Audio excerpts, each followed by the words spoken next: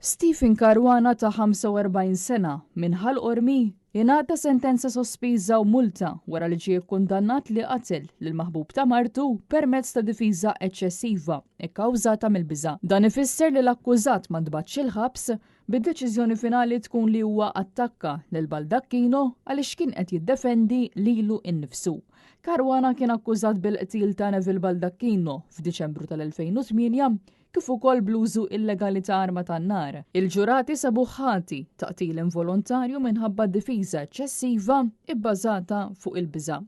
Għall-ewwel kap dak tal-qtil ma ngħatat l-ebda pina. Il-ġurati waslu għal verdett ta' 8 voti kontra wieħed fit-tmiem ġuri li beda il-ġimgħa li għaddiet. Dan wara deliberazzjoni ta' 9 sigħat u nofs bl-imħallef ta' is-sentenza ftit qabel nofs il-lejl. Fuq it-tieni kap l-użu illegali ta' arma tan-nar, Caruana jingħata sentenza ta' 2 sentejn priġunerija sospiżi għal 4 snin.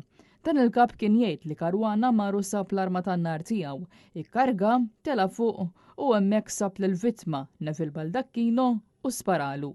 Fuq it-tielet kap ta' akkuża huwa ġie mmultat 3,000 euro. Dan l-aħħar kap kien jgħid li l-akkużat spara arma tan-nar f'post abitat, ċoe fir-residenza fejn il-familja tal-akkużat Stephen Caruana kienet tgħix. Fis-sottomissjonijiet finali il-prosekuzzjoni argumentat li l-qtil kien ippjanat minn qabel filwaqt li d-difiża sostniet li Caruana inħasat u ġie maħkum mill-biża' meta sab raġel ieħor fid-dar tiegħu filgħaxija.